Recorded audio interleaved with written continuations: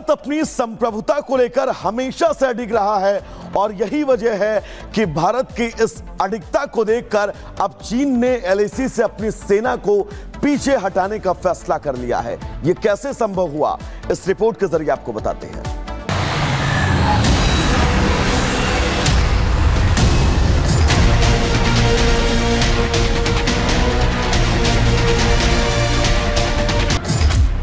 नए भारत का दम, झुक गया ड्रैगन। भारत का 3 दाव, एलएसी पर खत तनाव। भारत और चीन की सेनाएं पूर्वी लद्दाख सीमा से पीछे हटना शुरू हो गई हैं। एलएसी से आ रही खबरों में इस बात की पुष्टि हो गई है कि पूर्वी लद्दाख के डेमचोक और देपसांग पॉइंट से दोनों ही सेनाओं ने अपने अस्थायी टेंट और शेड हटा लिए हैं और मिलिट्री की गाड़ियां और भारी भरकम मिलिट्री उपकरण एलएसी से पीछे लाए जा रहे हैं, जिसके बाद अब यह यकीन पुख्ता हो गया है कि सालों के बाद एक बार फिर भारत और चीन के बीच सीमा पर शांति होगी और भारतीय सैनिक इस बार खुशियों वाली दिवाली मना सकेंगे। डेमचोक के करीब इस वक्त हम यहां पर हैं और ये जो पहाड़ आप देख रहे हैं डेमचोक के बिल्कुल इसके पीछे जहां पर भारत और चीन का बॉर्डर है, वहां से डिसएंगेजमेंट की शुरुआत हो चुकी है। 25 तारीख से ये शुरुआत यहां पर हुई थी और जिसमें खास बात यह है कि 2024 में देपसांग और डेमचोक ये दोनों ही पॉइंट जहां से इस वक्त लगातार सेनाएं पीछे हट रही हैं, चीन की तरफ से भी और भारत की तरफ से भी लगातार इसी को लेकर जो सैन्य लेवल की बातचीत है वो एक के बाद एक चल रही थी। कई बड़ी मीटिंग्स हुई और आखिरकार इसका ऐलान किया गया कि दोनों ही देश इस बात पर सहमत हैं कि जो 2020 वाली स्थिति थी वहां पर एक बार फिर से वापस सेनाएं लौटेंगी। भारतीय सेना के सूत्रों की माने तो 28 से 29 अक्टूबर तक दोनों देश पूरी तरह से एलएसी से अपनी सेना हटा लेंगे। दिवाली से पहले देपसांग और डेमचोक में पहले वाली स्थिति बहाल हो जाएगी, जिसके बाद दोनों देशों की सेनाएं सीमित संख्या में यहां पेट्रोलिंग करेंगी। हालांकि अभी तक भारतीय सेना और चीनी सेना ने पेट्रोलिंग के लिए तय की गई सैनिकों की सटीक संख्या को लेकर कोई जानकारी नहीं दी है, लेकिन जो जानकारी निकलकर सामने आ रही है उसके मुताबिक कमांडर लेवल के अफसरों के बीच पेट्रोलिंग के लिए जवानों की संख्या पर आखिरी फैसला लिया जा चुका है। जाहिर है हैदराबाद में पटाखे की दुकान में लगी भीषण आग, पटाखे की आवाज से गूंज उठा सुल्तान बाजार, लोगों में मची भगदड़। आग लगने की वजह से पास में एक रेस्टोरेंट पे लगी भीषण आग, दुकान के बाहर खड़ी 8 कारें जलकर खाक। हादसे में एक महिला झुलसी, अस्पताल में भर्ती। सुल्तान बाजार में अवैध रूप से चल रही थी पटाखे की दुकान। रात 9 बजे के करीब दुकान में लगी आग, एक के बाद एक पटाखों की आवाज से मची भगदड़।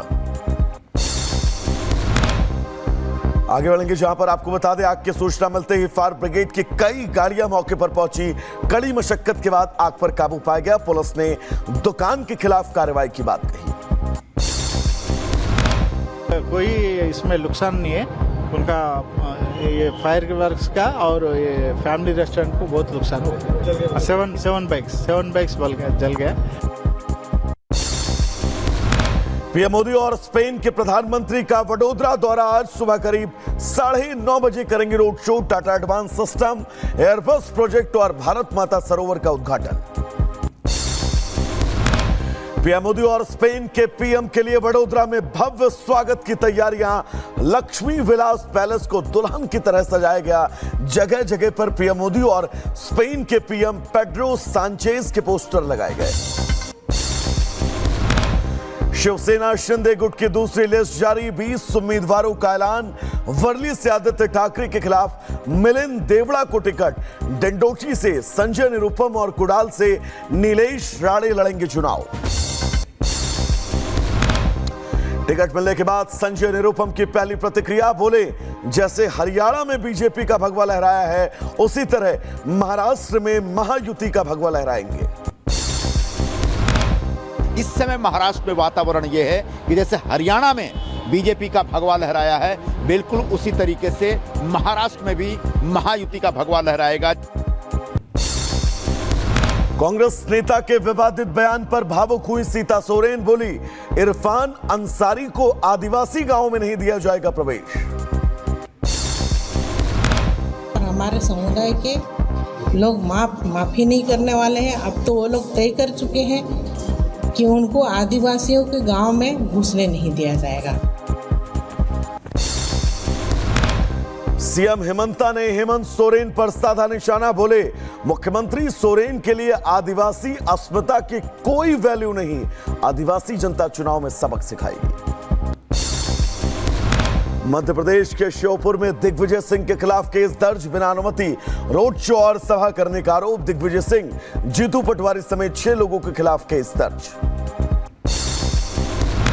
पश्चिम बंगाल से गृह मंत्री अमित शाह की हुंकार, कहा 2026 में बंगाल में होगी बीजेपी सरकार, घुसपैठ को पूरी तरह खत्म करेंगे। महाराष्ट्र में सीट शेयरिंग पर अखिलेश यादव का बयान, बोले गठबंधन में सीटें नहीं मिली तो अकेले लड़ेंगे चुनाव। बीजेपी का तंज, कहा अखिलेश को भाव नहीं देती है कांग्रेस। आतंक के खिलाफ सुरक्षा बलों को बड़ी कामयाबी, उत्तरी कश्मीर के हंदवाड़ा से लश्कर आतंकी गिरफ्तार, एक पिस्टल समेत कई संवेदनशील सामान बरामद।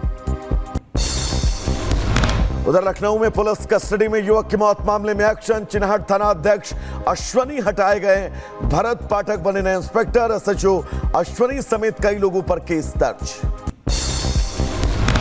पुलिस कस्टडी में मौत मामले में बोले डिप्टी सीएम ब्रजेश पाठक, सरकार पीड़ित परिवार के साथ है, जो दोषी पाए जाएंगे बख्शे नहीं जाएंगे।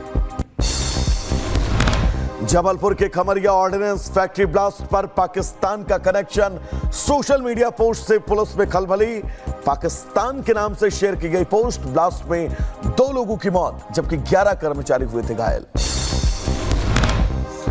आगे बढ़ेंगे जहां पर आपको बता दें कि मध्य प्रदेश के शाजापुर में राम मंदिर में नमाज पढ़ने पर बवाल, 3 भाइयों ने जबरन घुसकर मंदिर में पढ़ी नमाज, पुलिस ने तीनों के खिलाफ केस दर्ज किया। वाराणसी में सीएम योगी ने 51 फीट ऊंची भगवान हनुमान की प्रतिमा का अनावरण किया, मुख्यमंत्री ने परिक्रमा करते हुए विधि विधान से बजरंगबली की पूजा अर्चना भी की।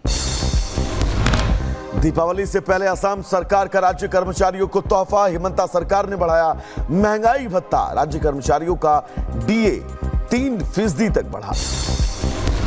शहाबुद्दीन की पत्नी और बेटे के आरजेडी ज्वाइन करने पर सियासत अब तेज हो गई है। ललन सिंह बोले आरजेडी की सच्चाई सामने आई, बीजेपी ने कहा आज साफ हो गया कि बिहार में कौन लाया था जंगल राज।